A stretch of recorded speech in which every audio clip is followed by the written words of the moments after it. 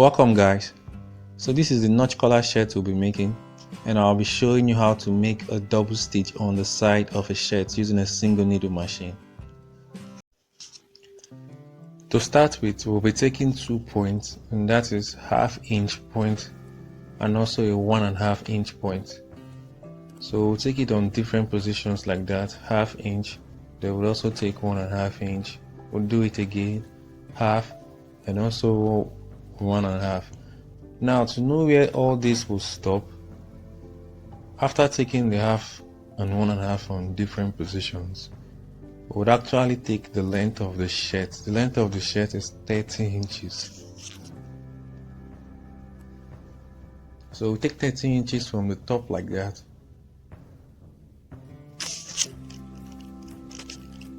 And that is to determine where we will stop marking our 1/2 and the 1.5 inches mark we've been taking.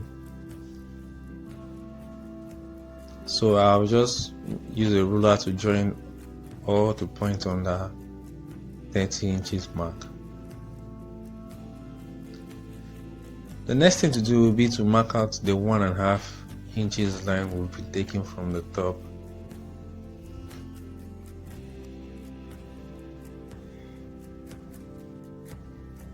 So after marking out the 1.5 inches marks, the mark points, the next thing will be to trace out the 1/2 inch mark point also. Now, the 1/2 inch mark point we are taking will be the sewing allowance for the facing we'll be joining. So the front piece of this shirt will have a facing, and that 1/2 inch line you see me marking out now is the sewing allowance for the facing, while the remaining 1 inch is for the overlapping distance between the left and the right piece of the front piece. So both will overlap each other at 1 inch, and that is the 1 inch after the 1/2 inch. So you can see me dividing the 1 inch into 2. So I'm actually dividing the 1 inch into 2 from the top down like that, and I'll be joining all those division points with a broken line, and that broken line I'll be getting is actually the buttonhole line, and that buttonhole line is actually the center line also, which will be the starting point if I'm taking the measurement of the back, if I'm taking the measurement of the chest, if I'm taking the measurement of the tummy, and if I'm also taking the measurement of the hip. That buttonhole line will actually be our center line. The buttonhole line will also align with the center line of the back piece. So the back piece will also start from this buttonhole line. So now, to round up our front piece, we'll go straight to the cutting of the neck, and from the top of the piece like that, I'll take 4 inches downwards.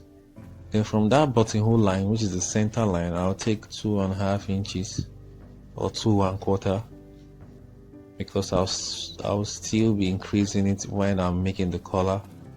So I'll be joining both points with a curve, and with the aid of a French curve, I'll be using it to taking out the line like that to bring out the shape of the neck. So this will actually be the shape of the neck curve. So the next thing will be to go straight to the making of our back, which will be 9 inches from the buttonhole line. Then I'll take 2 inches from the 9 inches point downwards, and I'll be joining that 2 inches point to the neck. And I'm using a broken line in excess. The line is actually in excess, and on that excess line I will take the exact neck measurement I need, which is 9.5 from the buttonhole line.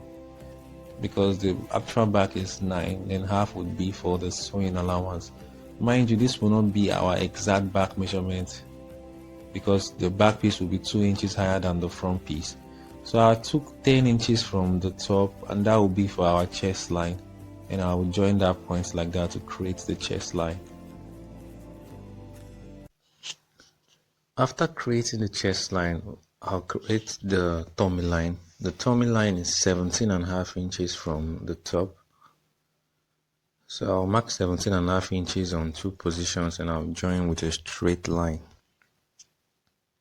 Now that straight line will be a broken line which will give us our tummy line. So as you can see, we succeeded in creating the shoulder line, the chest line, the tummy line, and the hip line. So I'll transfer that perpendicular back measurement like that to the chest. Then I'll join both with a straight line. So after joining both with that broken line, so we took 2 inches downward from the shoulder when we started cutting. So definitely that measurement will be 8 and half of it will be 4. Now on the 4 inches mark, I'll take 1¼ inches forward. Then I will use my curve to make a curve from the back to the chest line. And that will actually create the armhole curve for the front piece. Now I'll straighten out the back. So the next thing will be to take our chest measurements, our tummy measurement, and our hip measurement. Now for the tummy, we'll first of all go straight to the chest, and the chest we're marking 10 inches, which is 40.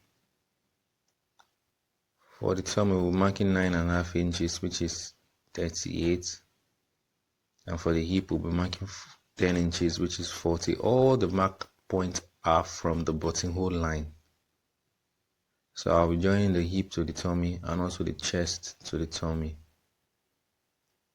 And I'll be using a curve to join those points together like that.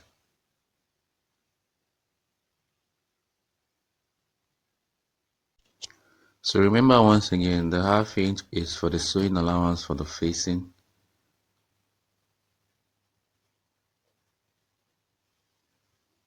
And the 1 inch is for the overlapping distance of both front pieces, and that broken line is the buttonhole line, which is the center line.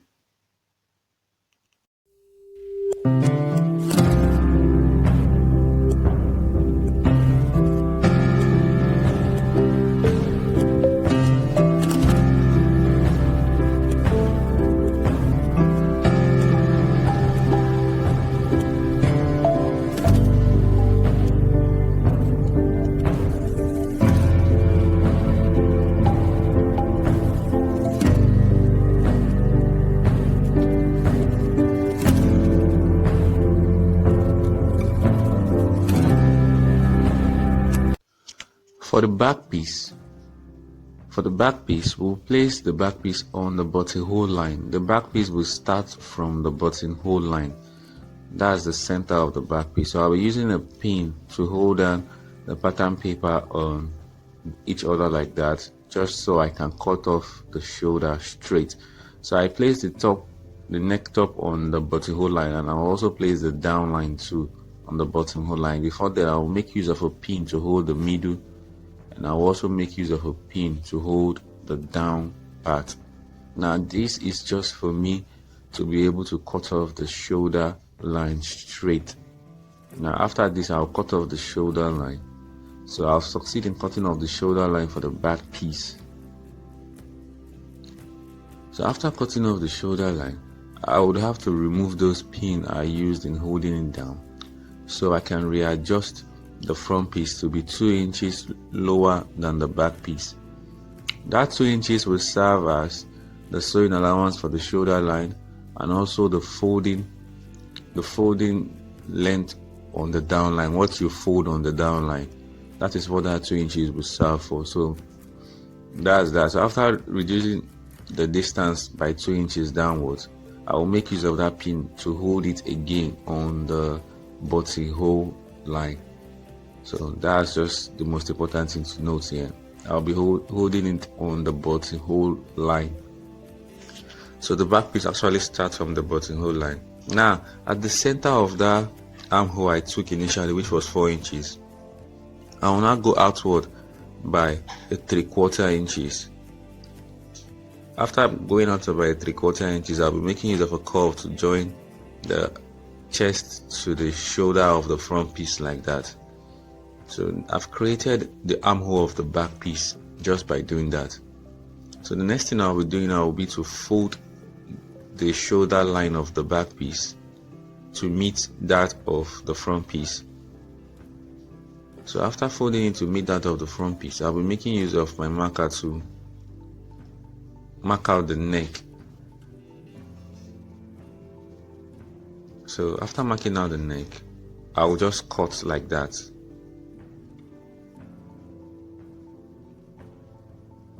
So I'm cutting, I've succeeded in making my neck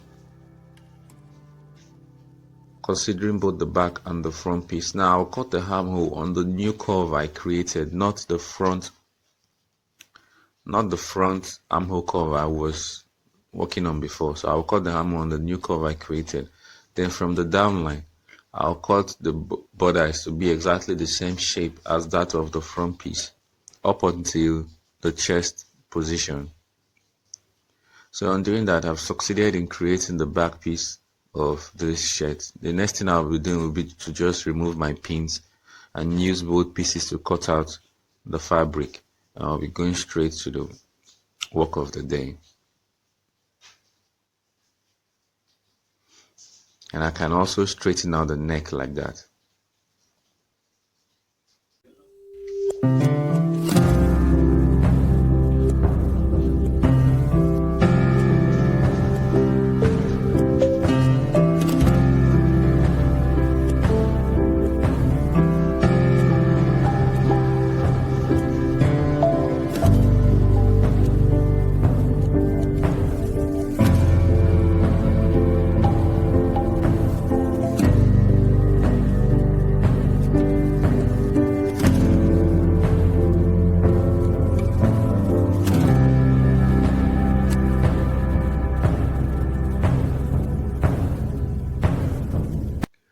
The next thing to do will be to cut out the facing. So you cut out the facing and the facing will be opposite each other like that. So each facing can only work for one particular part of the front piece. So I'll pick out the part of the facing that will work for this particular front piece, and that is this particular facing. So on doing that, you can see the facing has a plain material on the top. You can use a plain material all through. So the next thing to sew will be to sew from that edge like that down, straight down, just from the edge straight down. After sewing it, I'll be using a sprinkle of water to make my ironing process a bit more easier and perfect.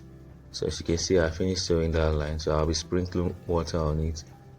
Then after sprinkling water, I'll use my pressing iron to hold it down. Now you can use your needle and your thread to tack it before pressing, but if you're actually very good at it, you can just make use of your hands to arrange it before you use your pressing iron to just hold it down like that.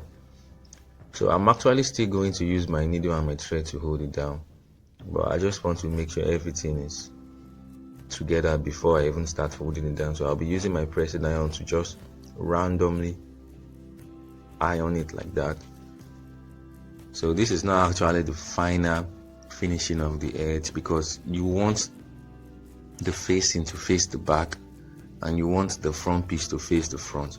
So for both to be perfectly arranged, that's for the facing to face the back and for the front piece to face the front, your center line must be in between your facing and your front piece. So to do that, you will still make use of your hand needle. So before we make use of our hand needle, we'll just randomly use our pressing iron too. As you can see, I've used my pressing iron. So this is what we will achieve if we finish. That plain material will actually be the facing that will show on the front. But for it to show on the front, that center line has to be perfect. That center line has to be the front piece facing the front piece and the facing the back. And to achieve that, we'll be using our hand needle. But before then, I'll be making my notch on the neck of the front piece, and that will be folding that sewing half-inch inwards like that, putting it inside the machine and making a 1.5 inch stitch. So I'll make it 1.5. After making that 1.5 inch stitch, so you can see there the 1.5 inch stitch has been made. So we'll notch on the edge where that 1.5 inch stitch stops, but we'll make sure our notching doesn't actually touch the thread. So when you're notching, you make sure your scissors doesn't catch the thread, or you notch to the edge of the 1.5 inch stitch. And then you trim off the excesses on the edge like that, so it's easier for you to turn outwards.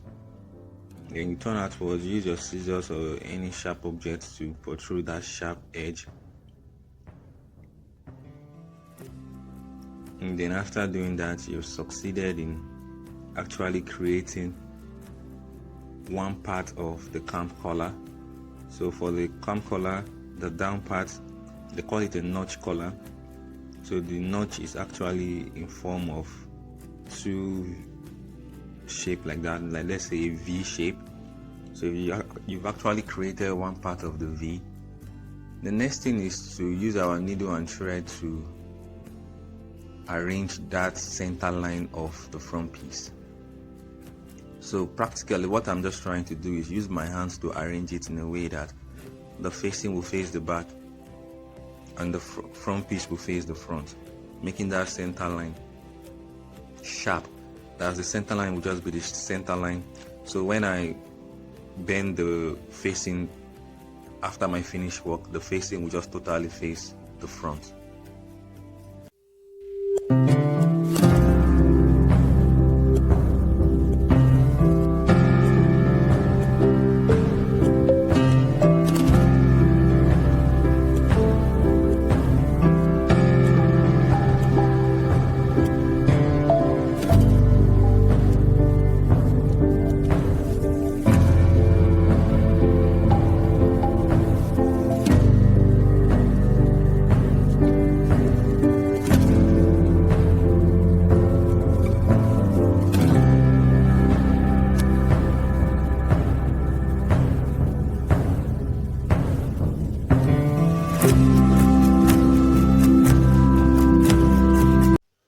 We'll finish working on the facing. So remember the 1 inch we took from the top down like that. Both pieces will overlap each other by that 1 inch measurement, and the center of the 1 inch will actually be the buttonhole line. So as you can see, the whole thing is looking the way it should. That is exactly what we will be getting when we are done. The whole clamp collar will come out perfect like that. But to keep the work going, before everything is actually the way it should be, we would actually use our needle and our thread to hem things and make sure everything is looking exactly the way it should. And that will be by using the needle and thread to hem the clamp collar down, and also to hold the 1 inch overlapping of both front pieces down. At this point, if you want, you can actually make your buttonholes and tack your button and fix both. So there will be no need of using your hand needle if you are to go straight to that. If you are to go straight to that, there will be no need for using your hand needle to hem things. But if not, we'll just use our hand needle to hold it down like that. And on holding it down, we've actually concluded the preparation of the front piece. So after we've hemmed both with the hand needle, I'll be showing you how to join the back piece to this front piece. Now in shirts like this, you don't actually need the back cape. You just join the back piece to the front piece without any back cape, because the back cape actually alters the arrangement of the design of the material itself, so to say. So you just join both like that, and you join both from inside. When we are sewing a shirt that will have a back cape, we'll join from outside, but for this we'll just join from inwards. So as you can see me placing both shoulders together. In placing both shoulders together, take note, make sure the armhole part of the shoulder is exactly the same position with that of the front and the back piece. The neck can deviate, but that armhole position is paramount. So you turn it inwards like that and you sew for one part, you also turn it for the other part. At this point, we'll start our trimming process. So like I said, the neck, we'll trim the neck of every excesses present. So the back piece seems to be a little bit protruded more than the front piece, so we'll trim both to the exact same size. Then the down line will trim. So every part of the bodice that needs trimming. So after doing this, we'll press and we'll trim the armhole. For the final trimming of the bodies, that center line of the back piece is vital. We'll take the back measurement from that center line. I'll mark 9.5 inches. The back measurement is actually 9, half is for the sewing allowance. Now the trimming part is a little bit tricky. You don't trim both the front and the back piece together. So on that 9.5 mark, I make a line joining the curve. But the first thing to do is to open up the back and the front piece like that. Make sure you are separating both with a notch. Then you trim only the front piece to meet the center of the curve of the front piece. So as you can see, I trimmed only the front piece to meet the center of the curve of the front piece. Now on that same mark, I'll trim the back piece to meet the center of the curve of the back piece. And I'll be doing the same on the other armhole. If this is the right armhole, I'll be doing the same on the left armhole.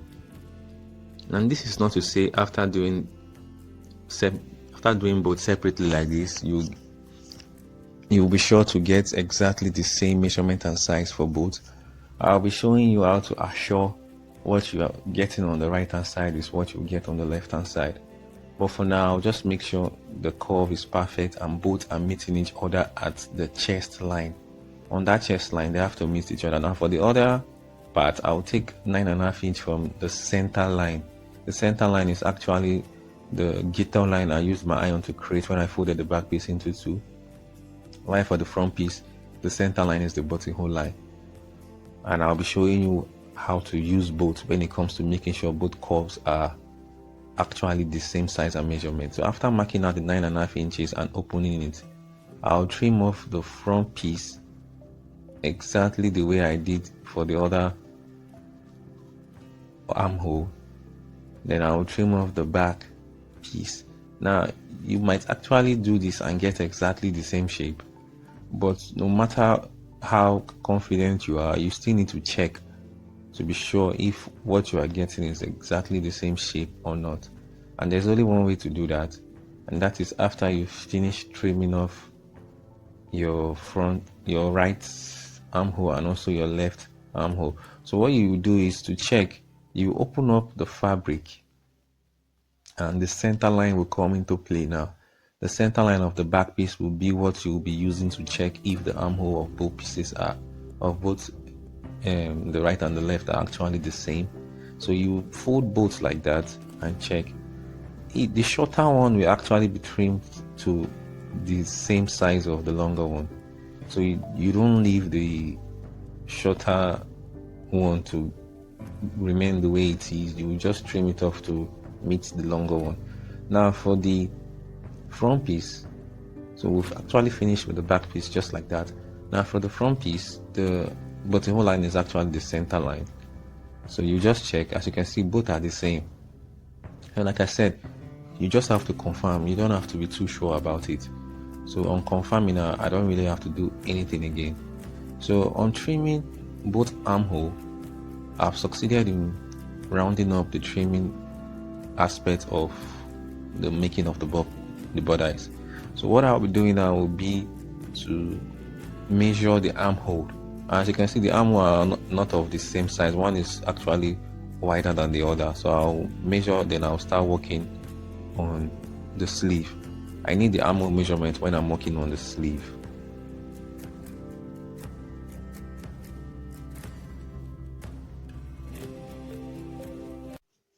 Since the front and the back piece armhole are of different size, so we'll take the measurement separately. We'll start with the front. So we'll take the measurement of the front up until we get to the chest point. Then that particular position we got on the tape rule, we'll start from that position on the back, and that will give us the total armhole measurement of our bodice, and that will be what we'll be using when we are cutting off the armhole of the sleeve.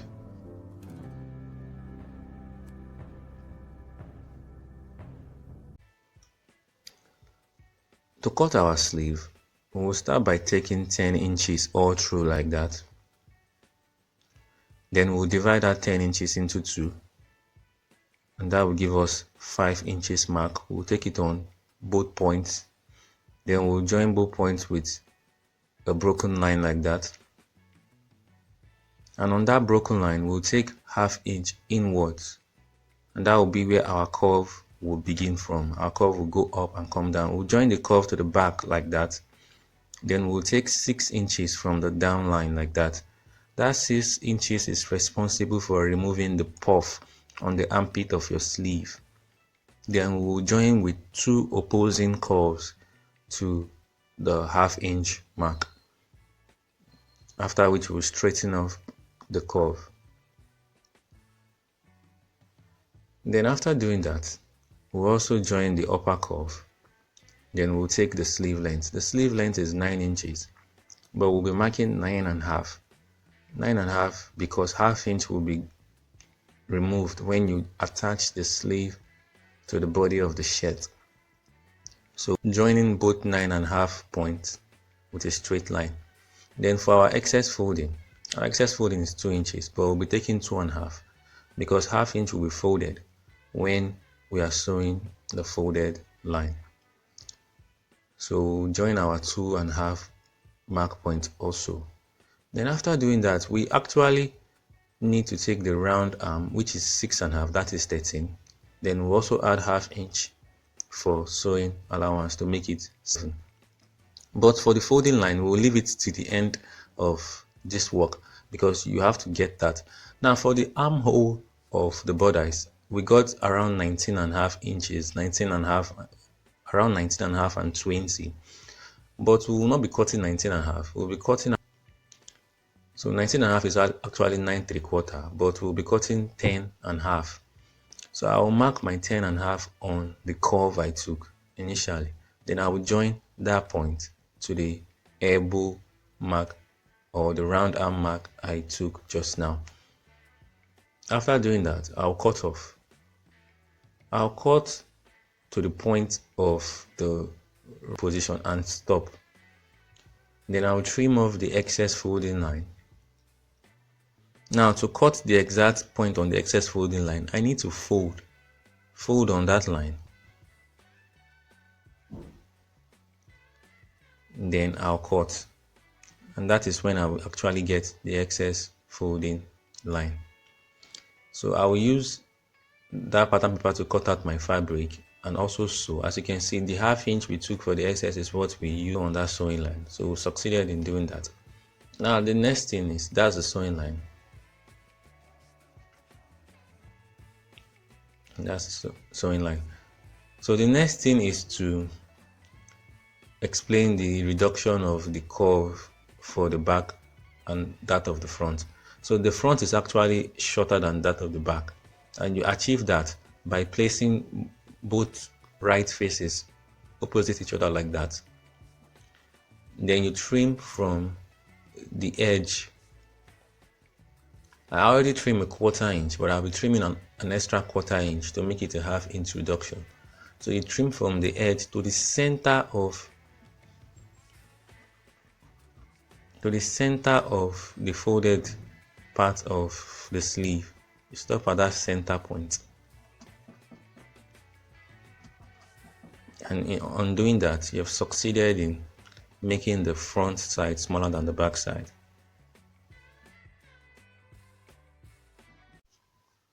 To join the sleeve to the body, the reduced part will be for the front part, while the extended part will be for the back part. Since for the bodies it is the same, so we'll just notch the edge of the bodice and also notch the edge of the sleeve. So when joining, we'll place the reduced part to the reduced part of the front and the extended part to the extended part of the back. So you notch the other part too, and you do the same for the other armhole. So the notched part will be where you will just place on top each other like that. So just place the notched part on each other, making sure both align. Then you sew from that notched part to the right all through, and you also sew to the left all through. So we've joined the sleeve. Our advice after joining your sleeve, you take out time to sprinkle water and make use of a pressing iron to straighten it, straighten the right side and also the left side. Or if you have a steam iron, that will be preferable because you need it at this point. Because after sewing, you need to really arrange it and make everything look smooth. After that, we'll be going straight to the side sewing of the side, which I promised we'll be creating a double stitch on the side, on both sides of the shirt. You know, we are using a normal machine, a normal single needle machine, but we want to create a double stitch.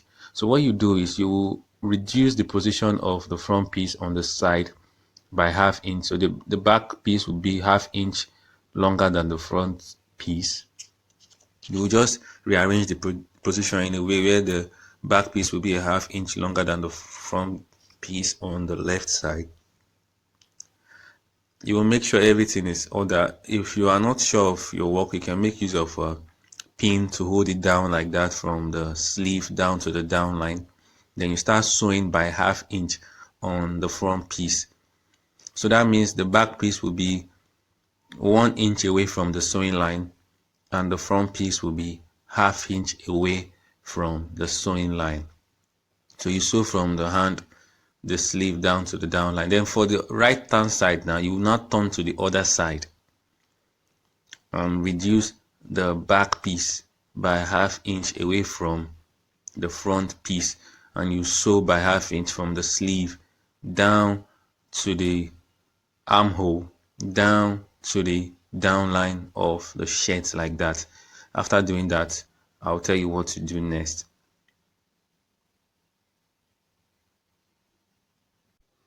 After making the stitch, you can see the stitch on the side.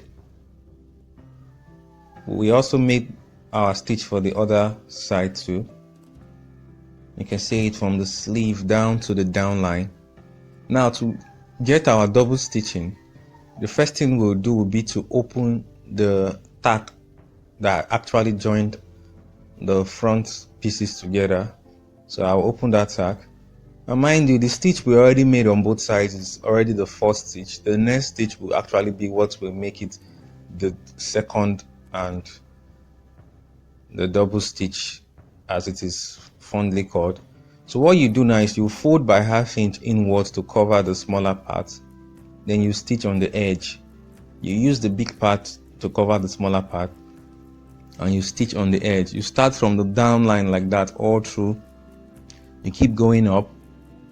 It's quite easier if you are working on a short sleeve as we are doing right now. If it is for a long sleeve, it is a bit difficult because the space will actually be small, but it is 100% doable because I do it all the time. So you just stitch on the edge of the folded part, and the precision of your machine and your own precision in terms of sewing straight is actually needed in this part of the job. So you just keep sewing on the edge from the down line up to the tip of the sleeve. So if you do it for this particular part of the side, you also do it for the other. So you do it for this side and you also do it for the other side too.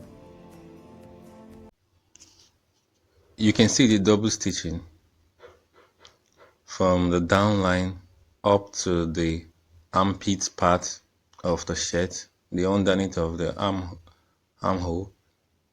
So you can see it relaxes the armpit of the shirt. It presses it down. You don't really need much of your pressing iron work to make the underneath of your armhole relax. So it does that for you. So we used cover buttons of material that match the facing. Then we'll go straight to the slanting of our shirt. So you fold both like that, take 2 inches upwards, then you make a curve to the center of the shirt. After making a curve, you check to see if your curve is perfectly curved. There is a 1/4 inch lag in there, so I'll make a 1/4 inch trim all through. After which we'll start our folding. So you fold twice and sew. You sew on the edge, follow the curve like that. Sew from the beginning of that point to the end of the other point. For the neck measurement, which will be what we will use in the making of our collar. It will begin from the notch position of the left to the notch position of the other side, which is the right, and we got 15 inches. Now there is also a half neck measurement, and that is the point where the back piece meets the front piece on the neck on the left side and the right side, and that is 6.5. To start with, for our notch collar, I cut out a paper of 4 inches by 15, and I'll be working with this paper to create our notch collar. The first thing I'll do, I'll get the center of the length. So on that center line, I will make a straight line to the other side like that.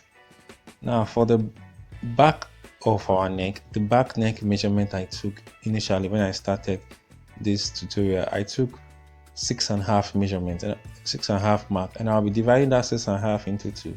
The half of 6.5 is actually 3 1/4. So I'll be marking 3 1/4 on both sides of that divide. So after marking 3 1/4, I will take a ½ inch upward.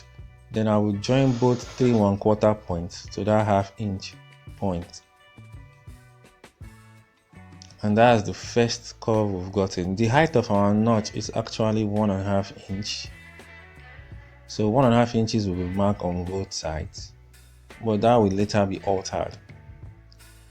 So after marking 1.5 inches, I'll draw a line to our 3 1/4 position. Now I'll do the same on the other side too. So after doing that, I'll go straight to the confirmation of my 3 1/4 mark on the left, and half part is actually 7.5. So what I did here now is I took the measurement of 7.5 from that center, following my curve. Now, not following the straight line, no. I actually followed the curves. That's the curve and the straight bended line I made. So I marked 7.5 on it. Normally the rectangle paper I took is 15 inches, which is 7.5 on both sides. But when you make a curve and something like that, you don't actually get that. So I took ½ inch backwards also, and I also took a ½ inch backwards. Now the ½ inch I'm taking backwards will make my notch actually notch very well. So on that center, I will take a ½ inch downwards. Then I will join to the left hand angle like that, and I will also join to the right end like that also. Everything I'm doing, I will still confirm everything before I cut it out. So after this, I will check now to see if what I got is actually 1.5 after slanting, which is not. So I will chalk the 1.5 inch mark, because the height of my notch must be 1.5. So I'll chalk 1.5 on both sides, and I will use my ruler to join the actual 1.5 inches mark to the center of the top, and also do it on the other side as well.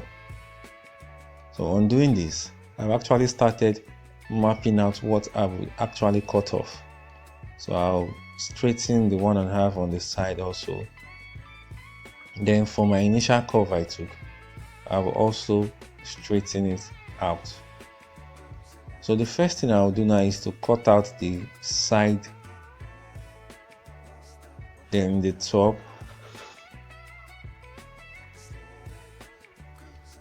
after doing that I'll cut out the other side, then I'll come to my collar, curve and slant. Mind you, this collar, curve and slant, the summation of everything is 15 inches. So I cut the left slant, cut the curve, and then I go to the right slant. So both slant and the curve will amount to 15 inches, and I will use this pattern paper to cut out my interface, the interface I will be using for my notch collar preparation. So I'll bend both on the center line and trim. So I'll trim it just to be sure both are of the same exact size. And after doing that, that will be all.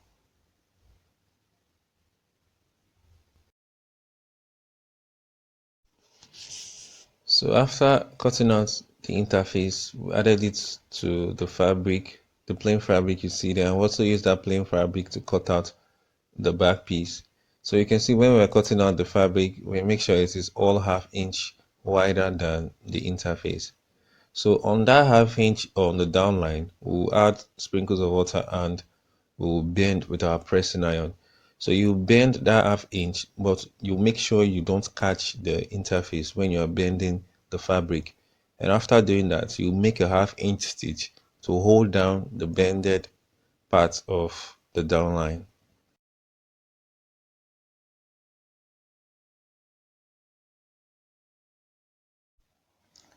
So after bending and sewing the downline, you would see now that the back piece will now be ½ inch longer than the front piece on the downline.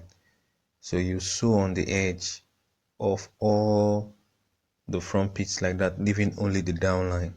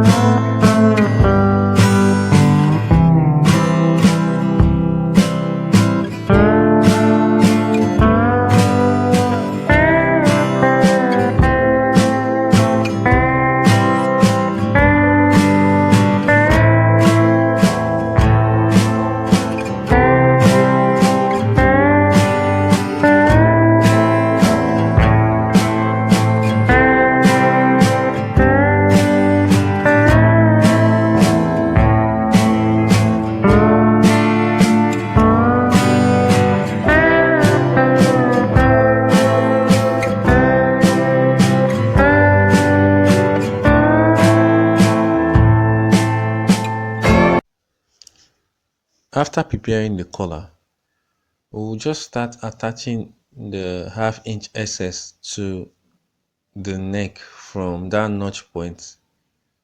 We'll attach it all the way to where the center notch of the collar will also meet the center notch of the back neck. Then back all the way to the opposite notch of the other side of the shirt. So after joining, you can see what we joined from one notch straight, even met the notch of the center point of both down to the other notch. Then you cover up like that, push all the sewing excesses inwards.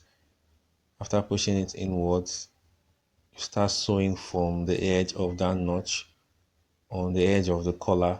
You adjust as you are sewing, making sure everything is well aligned. You sew to the end of the other notch, and that's that.